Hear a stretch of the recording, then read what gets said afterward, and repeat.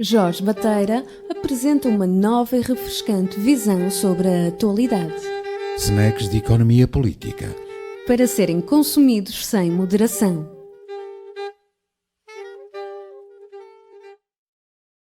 Bem-vindos ao Snacks de Economia Política. Nas últimas vezes que falamos, discutimos bastante a crise na Alemanha, a crise na Itália, a crise na França. Há uma outra crise em curso e que tem tido muito mais atenção dos mídias, a crise no Reino Unido, o Brexit. É sobre isso que vamos falar hoje. E importa perceber como é que apareceu esta situação de crise. Porque muitas vezes na televisão nota-se grande perplexidade por parte de jornalistas, de repórteres ou comentadores sobre as razões desta situação. Porque é que se chegou ao Brexit? E revela-se mesmo bastante dificuldade em entender o que se passou. Vamos tentar perceber um pouco isso. Para mim, o Brexit é filho do neoliberalismo. Ou seja, desde o momento em que o Reino Unido, liderado por Margaret Thatcher, iniciou toda uma política de liberalização do comércio, de inserção aberta na globalização, de liberalização financeira, de privatizações, incluindo de serviços públicos, muitas parcerias público-privadas, o abandono da política orçamental. Basicamente, a política monetária é que deveria conduzir a política económica, centrada essencialmente na inflação, portanto, deixando cair o objetivo do pleno emprego. Uma desregulamentação do mercado de trabalho, fragilização deliberada dos sindicatos e do poder negocial do trabalho. É evidente que tudo isto, que constitui a matriz do neoliberalismo, foi aplicado intensivamente no Reino Unido, não apenas por Margaret Thatcher, também por Tony Blair, também, portanto, pelo Partido Trabalhista, que, entretanto, inaugurou uma terceira via. E tudo isto, afinal, é comum à União Europeia. É mesmo património político e jurídico. E, nesse sentido, faz parte do Brexit esta rejeição do neoliberalismo. Dizer não à União Europeia é, de certo modo, igual a dizer não a todas estas políticas. E foi assim que as coisas funcionaram. Porque, de facto, olhamos para os efeitos do neoliberalismo. Produziu muito mais desemprego, que só foi atenuado com bolhas do imobiliário. Produziu desindustrialização. Fragilizou o Estado Social, incluindo privatização de centros de saúde, de ensino básico, primário, uma grande insegurança no próprio trabalho. É bom lembrar, por exemplo, os contratos 0 horas, em que as pessoas estão disponíveis para ser chamadas para ir trabalhar quando for necessário. E têm que estar disponíveis. Uma coisa absolutamente inacreditável de precarização. Muito maior desigualdade. Uma pressão enorme nos salários mais baixos. Não esqueçamos que os imigrantes com baixas qualificações concorrem nas profissões menos qualificadas. E, sobretudo, a erosão da democracia. Ou seja, lá, tal como cá, os que perderam com o neoliberalismo desligam-se, afastam-se. Muitos não vão votar. A abstenção cresce de uma forma espantosa. E nós estranhamos. É o efeito de quem se sente deixado para trás. Há uma etnóloga que tem trabalhado para a London School of Economics, que com entrevistas de campo, em trabalho de diálogo com as pessoas mais ligadas ao voto Brexit, e recolheu uma afirmação que é absolutamente lapidar. Uma trabalhadora dizia: para eles nós não existimos. Pois é. No dia 23 de junho de 2016, esses que ficaram para trás resolveram, em muito maior percentagem do que o habitual, decidiram ir votar. E o resultado foi o Brexit. Pois é, o Brexit revelou uma grande fratura social no Reino Unido. E na TV, aqui em Portugal, fazem-se debates em que se não percebe bem porque é que as pessoas tomaram tal decisão.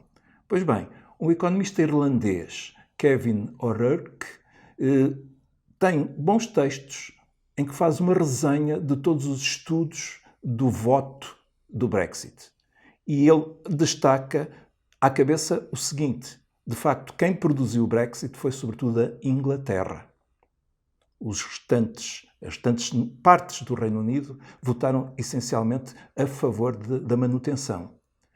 Portanto, que fatores é que decidiram na Inglaterra e pesaram na decisão de votar contra, votar pela saída? O fator imigração foi fundamental. Segundo fator, o descontentamento com a situação socioeconómica. Ele diz que, se quisermos saber qual foi o sentido de voto de alguém, olhamos para o seu nível de rendimento. Há uma enorme correlação entre o rendimento e o sentido do voto. Ou seja, quem estava melhor na vida votou ficar, quem estava pior votou sair.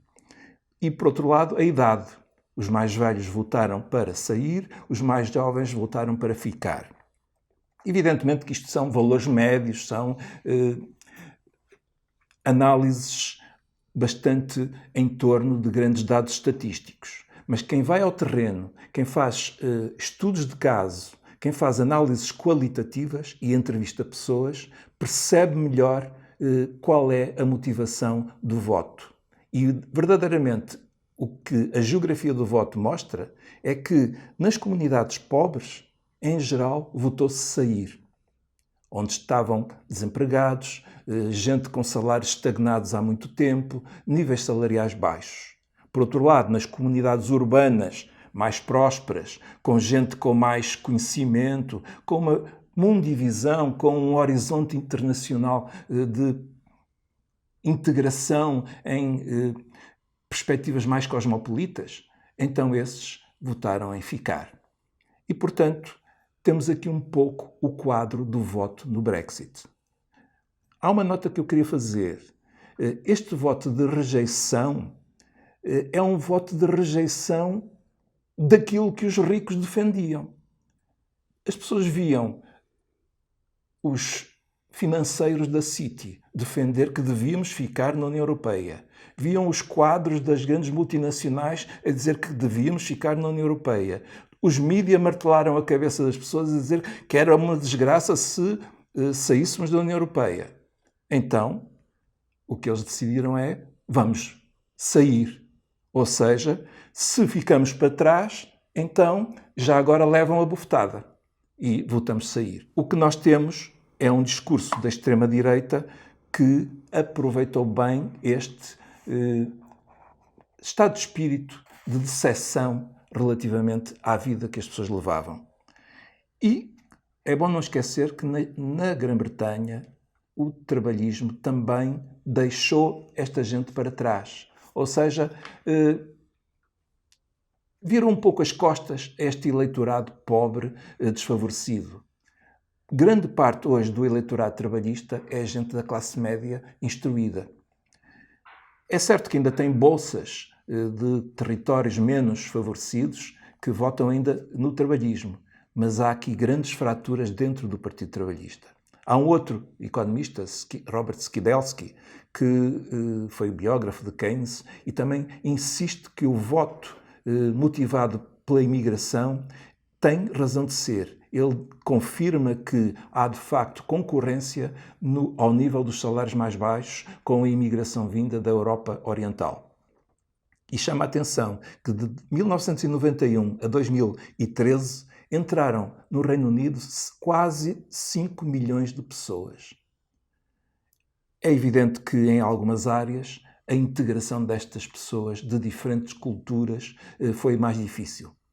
E os bairros, as comunidades, mudaram flagrantemente de configuração cultural, de hábitos, de ocupação de espaço público. Quem lá vivia sente que, em pouco tempo, a sua comunidade já não é aquela onde viveu até àquela data, onde nasceram e cresceram.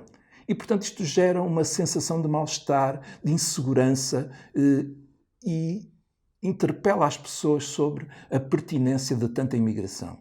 Isto significa que o voto do Brexit é um voto contra tudo isto, condições de vida, comunidades perturbadas pela diferença, e é um voto à União Europeia, quer dizer, um voto contra tudo isto. Última questão, será que vamos perder muito no Reino Unido e na União Europeia? Eu vou responder-vos da seguinte forma. Eu acredito que vai haver um acordo muito favorável a uma continuidade das relações comerciais entre o Reino Unido e a União Europeia. E explico porquê. Por uma razão simples. A Alemanha tem muito a perder com uma ruptura forte. A Alemanha tem no Reino Unido um grande mercado da sua indústria automóvel. E a crise do automóvel, na indústria automóvel alemã, é neste momento muito grande. Portanto, há uma pressão subtil, discreta, para que haja acordo. E com Boris Johnson já houve um acordo. Resolveram o problema da Irlanda do Norte. E, portanto, eu creio que, passado a turbulência inicial, vai haver uma suavização das relações, porque a Europa também tem a perder com uma saída em divórcio litigioso, chamemos assim. Mas o mais importante, e é isto que eu queria chamar a atenção, o mais importante não é fazer as contas aos custos da saída, porque os custos têm sido empolados, têm sido mistificados por estudos fundamentados em pressupostos muito discutíveis. Por exemplo, um deles, e talvez o mais importante, é que quase todos os estudos que mencionam os custos da saída partem do pressuposto de que a política económica do Reino Unido permanece atual. Ou seja, que não há alteração e reação do governo no sentido de introduzir uma política económica capaz de amortecer a perturbação inicial da saída. Ora, se num estudo se diz que o primeiro ano após a saída pode dar uma recessão de 2%, para já não é uma catástrofe. É mau, mas não é uma catástrofe. O que é certo é que não pressupõe no estudo que o governo vai intervir para amenizar este custo. Isto pode significar tudo para o ponto de vista das populações relativamente ao Brexit. Vamos ver. Nas próximas eleições, imaginemos que ganha Boris Johnson. As sondagens dão-no como favorito. Ele teve este sucesso de reformular um pouco o acordo inicial de Theresa May. Imaginemos que ele ganha as eleições e decide fazer uma política claramente keynesiana. Não esqueçamos que ele anda a prometer imensa despesa pública desde que foi eleito. Portanto, ele tem a intenção de claramente intervir para que a política económica atenue os custos da saída. Pois bem, se ele estabilizar a economia muito rapidamente, ele ganha o apoio do eleitorado. E, ao mesmo tempo, não perde o apoio dos dele, que são os da alta finança e da aristocracia inglesa. Ou seja, o que é que vai ser do Partido Trabalhista, que andou a hesitar, a navegar numa estratégia de meio termo, nem se sabia bem se queria o Brexit ou se era ficar. Esta situação para o Partido Trabalhista foi a pior possível, aquela que se costuma chamar em linguagem da estratégia empresarial uma estratégia do meio termo. Stuck in the middle é a expressão dos ingleses, que é uma estratégia perdedora nestas situações graves. E, portanto, eu presumo que o Brexit pode ser uma situação muito desfavorável para o Partido Trabalhista, porque não soube lidar com a fratura do seu eleitorado, a fratura do partido, que está dividido realmente entre estas duas opções. Ainda por cima, Jeremy Corbyn está ladeado por economistas que ainda continuam a veicular o discurso das contas certas para agradar a um certo eleitorado.